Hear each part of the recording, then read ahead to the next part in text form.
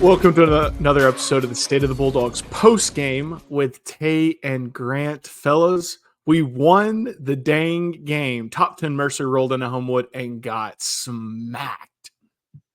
Incredible weekend, boys. So let's just get into it. The good, the bad, the ugly. The good this week we can actually celebrate because we won.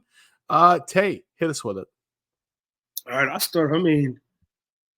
If everybody look at it, it's the number seven ranked team in the nation came into Homewood, and I'm pretty sure everybody has heard about the news saying BTA. It was a good old built to rear end type of win that the Samford Bulldogs pulled off this weekend, and it was watching those guys play that you can see that there was all it was I would say the good is just a all-around team to be honest. I mean, they played complementary football very well with the turnovers on the defense. Then every turnover we got, we capitalized on it.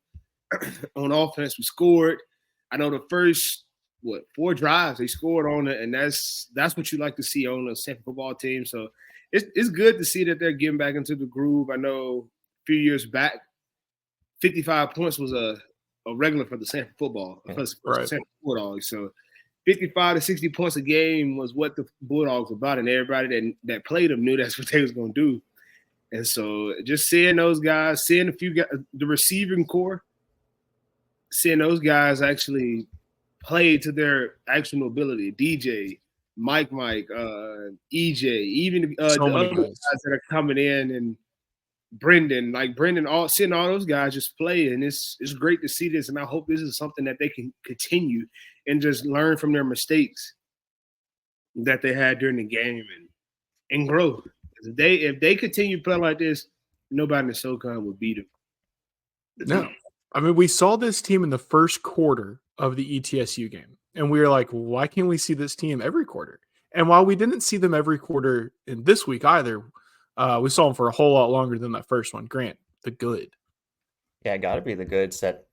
That start right. Look up the scoreboard. You look up. There's 8:25 left on the clock in the first quarter. It seems like it's taken 45 minutes, and Samford's up 28-0 after 2 TDs. And like Tay said, capitalizing off those turnovers like they did last week. Coach Hatcher talked about that with this post game, just saying, hey, we had some things we need to work on. Obviously, not getting that compared last week to this week, and making sure that they did score off those turnovers. So it was good seeing the offense get in that role early. You had DJ got 2 15-yard TD passes. Then EJ broke off 3rd and 8 after one turnover, which he broke 2 tackles, ran in the end zone.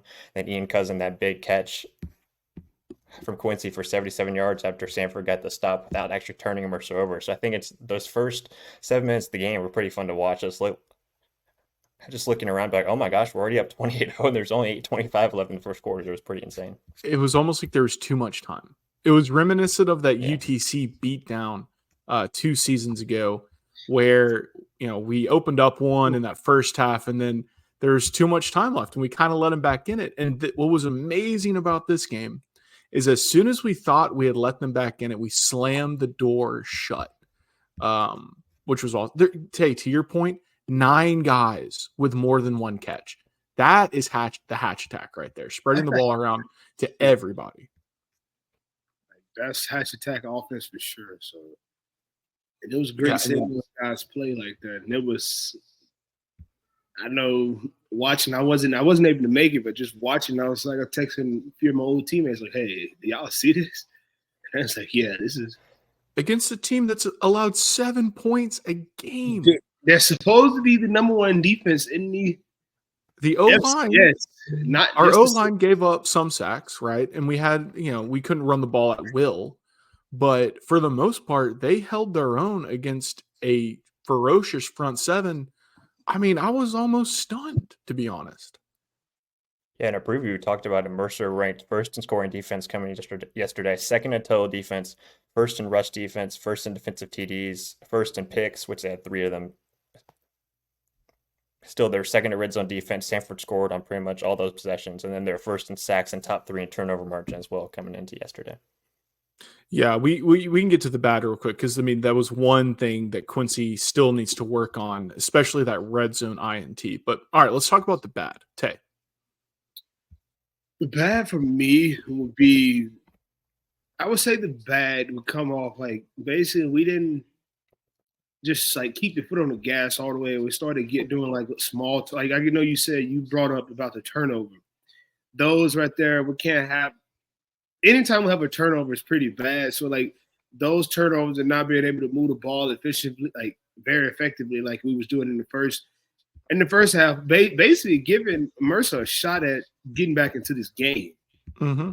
Is you didn't want it. I mean, you saw them score what 21 points in the third quarter. Very quickly. That's a different. Yeah, that was pretty quick, and now it's a different ball game. And they also came off. We did turn the ball over. We didn't offense didn't move the ball like they was moving at first. It kind of was like a little stalemate. Like it kind of like got. I like to say guys kind of got complacent in certain areas and just didn't keep their foot on the gas and keep. I wanted to see them come out of halftime and put 42 more points up on this team just to let them know like this is a statement win and we're the Samford Bulldogs and the Samford Bulldogs are here. Like we're not no pushover. So just keep your foot on the gas and move them all along the way and just this game is over with. And we almost did, Tay. Like that pick that I mentioned that Quincy threw, that was right off of a great pass to Brennan Jenkins down the sideline.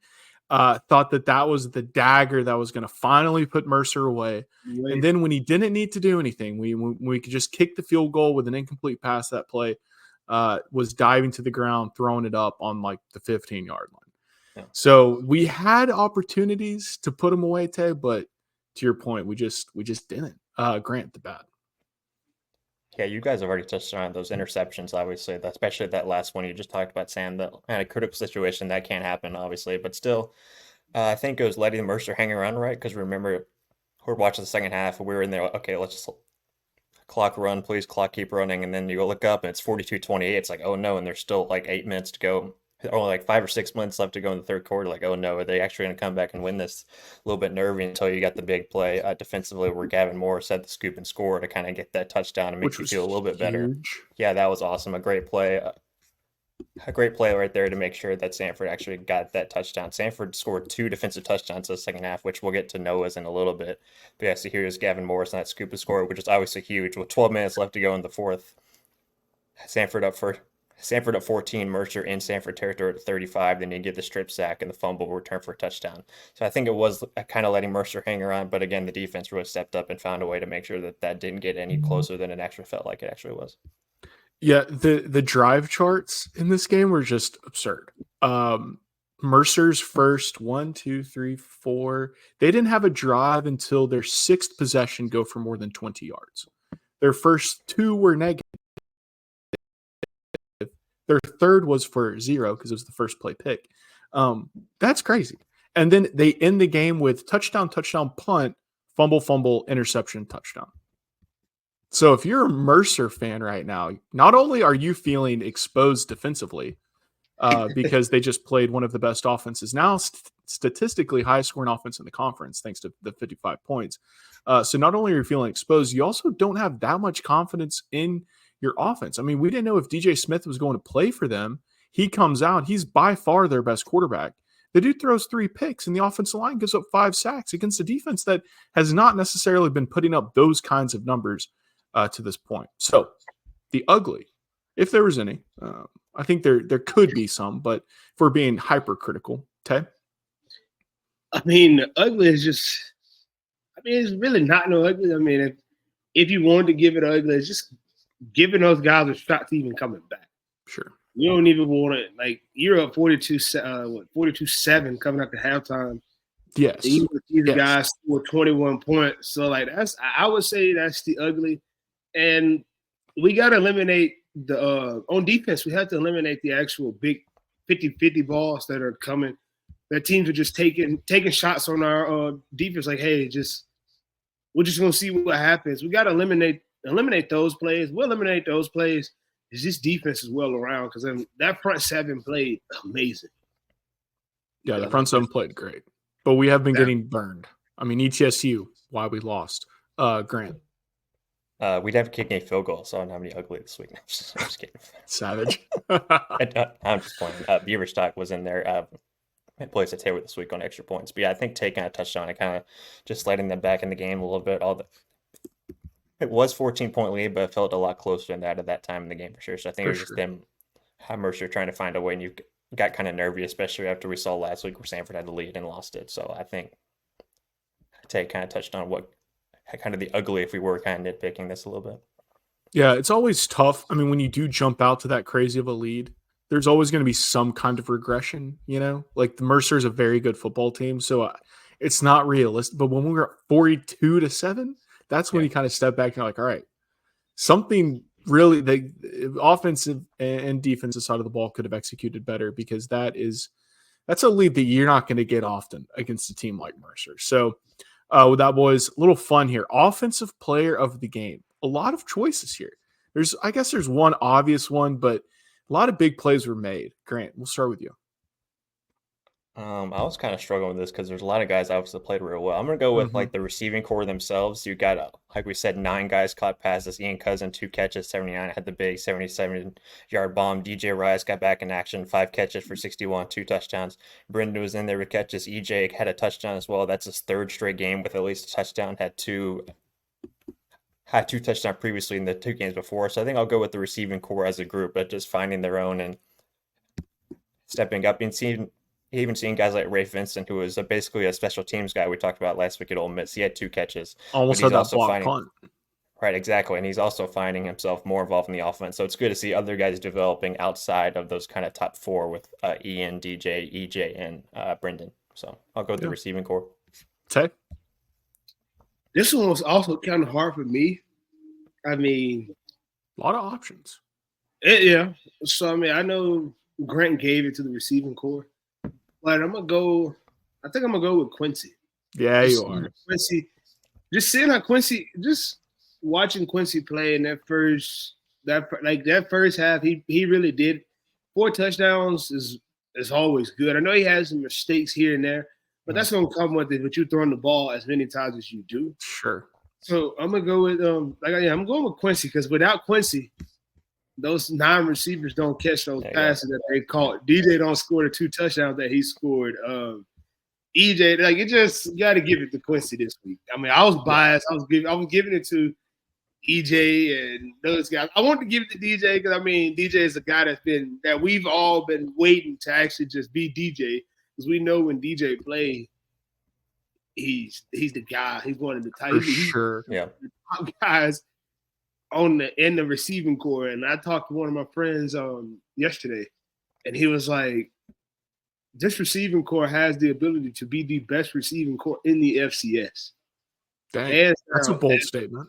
I was like, when he said after yesterday, I can believe it. I mean, when he said it, I was like, I was sitting there like, all right. It's like, why you say that? He was like, man, you just think about it. All of them are like super athletic. Yes. The ability that they have to spread the field, to do what they do. You got speed, you got size, and you got guys that are actually like EJ and DJ.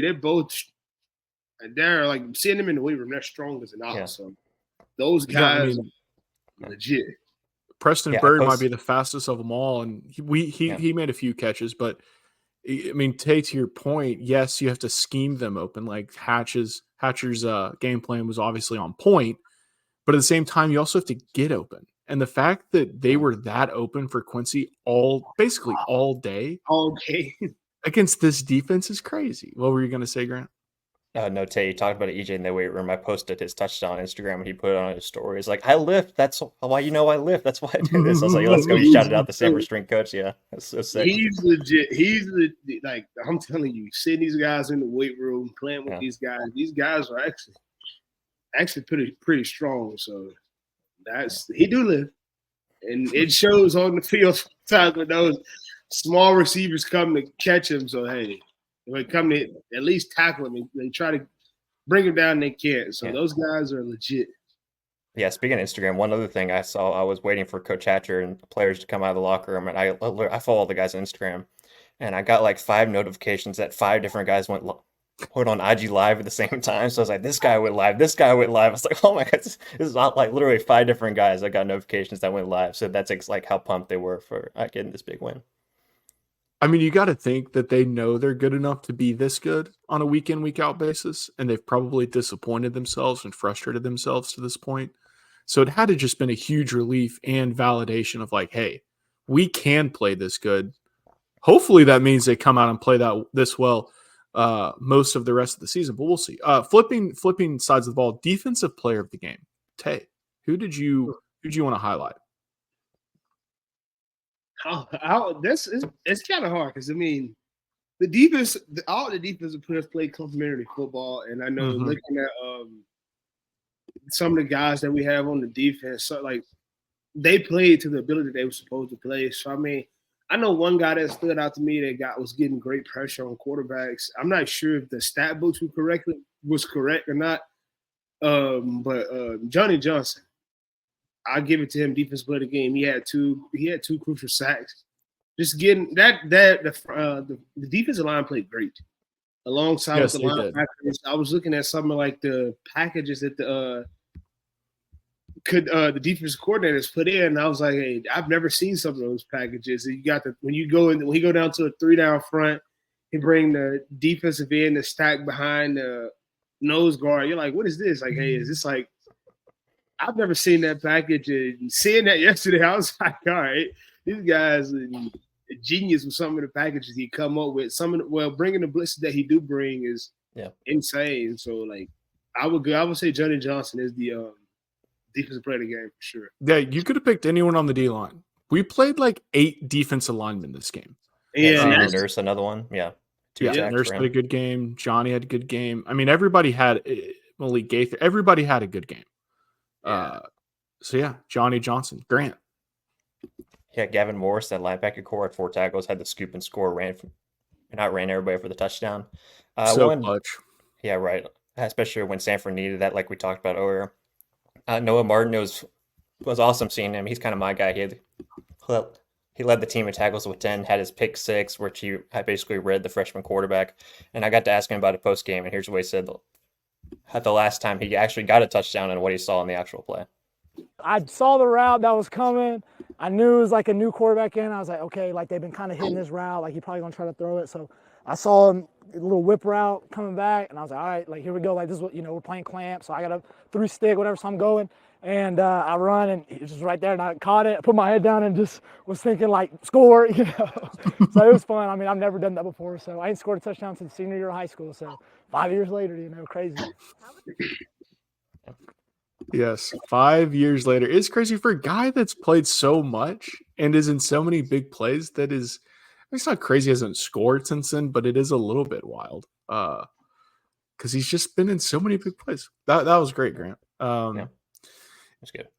I'll leave it open. Anyone else y'all want to highlight? I know we only limited it to 1 each, but is there anybody else y'all wanted to give a shout out to? Because there was, like I said, so many big plays. I'm trying to think. It was great seeing that. I'm trying to see it. Yeah, Jaden Mosley had a pick too. He was there at the right time when Samford was not letting Mercer go down line. Yeah. Xavier Nurse had 2 forced fumbles. Yeah. Like that's wild, right? And I knew I wanted a few things I wanted to talk about is how you said the defense we played 8 defensive linemen, and which is crazy. That if you like playing for Coach Moody, the defensive line coach, that was kind of his like his philosophy is. The more depth he got, the better his defensive line is, and it was just because he didn't want to, because you don't want to play your top guys. I know he always used to tell us when he was there. He was like, I don't want you playing no more than 50 plays and unless you have to. So he should try to keep you fresh. Because he was like, that was a mistake that he when he was in college, when he played college football, he was like he was like he would be selfish about coming out the game and he'll leave a bunch of plays out there that if he would have went out, let somebody else get a breather, come back, and he can actually come in and make those plays. So if you able to rotate the guys that you got trust in the guys that you want to play, your defensive line will always be at their top tier ability when they come into the fourth quarter when you need your top guy to make the crucial plays. So that's another thing I want to just like piggyback off. I know you brought that up earlier, so I just want to just give a little insight about that as well. No, they seemed fresh. It didn't seem like defensively the pressure up front ever dropped off. I mean, Mercer's offensive line is good, and they certainly settled in there eventually. But come the fourth quarter, when we really need the big plays, the defense stepped up, and a lot of that had to do with the line. So, Grant, anybody else, or let's just head on to takeaways? I think we can head on to takeaways. Yeah, just the D line having that kind of competitive depth and shuffling all those guys and they can play really well is it's obviously massive and something that especially that Samford needed to see under this new defensive coordinator. Yeah. All right, boys. So to wrap it up, I mean, we come into this game, we said in the pregame, technically everything was still in front of this team. I'm not sure if we believed it. I think I predicted Mercer to win 28-0. So now that we won the game, arguably our hardest game of the season in conference, where are we going from here? Tay, I'll let you start this one off. I mean, you just have to, as a football team, these guys don't get a little words of encouragement. Don't let this blow your head up. Take this as a. My head's already blown up, so hopefully the players aren't. No, don't blow it up. We just need to take this momentum, take it in, and grow from it. Because I mean, as a big win that like you always, every win as a football player, that's always something that you can be better at. And I know that these guys will go in and fine tune those things so they can come out and still play at a high level, and also continue the enthusiasm that these guys are playing with. You see these guys are having fun. Nobody got down with the losses, and they came in. We're a 500 football team right now. With everything still in front of us, we can go in. I mean, we have one conference loss. Okay, it is what it is about that. Somebody on down the road, I can't remember who's. I looked at it earlier. I can't remember who's all undefeated in the conference, but Samford still have to play a bunch of those guys. Yes. And I don't think Western may be the only one. I don't know. I don't think anyone is undefeated though anymore. So Furman not Western undefeated. No. Did Furman lose? They just got they got dragged. Yeah, Western's the only 3-0 team right now. Then you got Mercer and Chad at 3-1, right? And then us and ETSU at 2-1. So, yeah, and we still have Mercer or Western to play. We still have a lot of people to play. I mean, we still have Western to play. And those guys that I mean, you beat Western. Now you're in with a one-loss team. It's with what? Well, that's what's crazy. We end with UTC and Western. So if we're undefeated going into those last 2 weeks from this point on, you can secure your spot as a Southern Conference champion again, and also get into the playoffs, which would be absurd after watching that West Georgia game. We're gonna have to win those games to get into the playoffs. But I know letting one slip away from us against West Georgia is gonna kind of hurt you getting into the playoffs. So, but I just want this team to take what they did good and make it great. And also take the stuff that they didn't do so well and turn around. And I'm not saying they just have to turn around and make it great, but you can eliminate all the big plays on defense. For sure. You eliminate your big plays on defense, this defense is playing lights out. Offense continues to capitalize on all of the turnovers. Defense, they're going to continue. I just know they're going to continue to force more turnovers. Every time we get turnovers, offense, we got to score how we scored this week. I mean, 1 play, 2 play. 3 plays. So, I mean, they were scoring in 1 and 2 plays on offense. I know 1 play they scored to Mike. That touchdown to Mike was a lineup, 1 play drive. And I just know I see Coach Hatcher's using these receivers to the best of their ability with the double moves, the pump. It was so good. It's great sitting. I was listening to the guy, the commentator. He was saying every time you see Quincy hit the pump fake, the big play is coming. So he said that, and I mean, you knew when Quincy when he pump fakes, somebody's getting open. Those guys, because I mean, teams that we play in this SoCon and are so used to Samford hitting a little short route. So we continue to throw our short routes, and then we pump a short route and go and take the top off. That's hatch attack football. Nothing better than a home run and nothing better than a deep ball. Grant. Yeah, just to build off what Tay said, kind of matter, can that complementary football that they played on Saturday kind of carry over up? Obviously, you're not going to score on after every possession, after every turnover, maybe at least, but still, can you convert on multiple of those to kind of find a way to get yourself into games, especially when you get to those last two games, because the schedule sets up. You're at Citadel, which you should take care of business there. You got Wofford and Tennessee Tech at home on November 2nd, November 9th, and then it sets up, like we talked about, that kind of 2-game season to kind of make or break your season when you're at Chattanooga, and then you host Cole Gonzalez and Western Carolina. So how can this team kind of quote build confidence over the last few weeks? So leading up, while not trying to obviously look ahead to those two games, but still take care of business, and can the offense still continue to kind of sustain more of those drives that we saw in the first half, especially that the next to last touchdown of the first half. It was a 15-play, 73-yard drive that took almost 6 minutes off the clock. Can you get more of that and less of what we saw in the third quarter and kind of what we saw against ETSU? So those are kind of the two things: complementary football on both sides. Then can the offense continue to sustain those drives in those big moments, especially when they need them the most? Yep. As you said, Grant, Citadel up next week, hopefully celebrating another dub, but we shall see. Tay, Grant, thank you, and we will catch you all next week.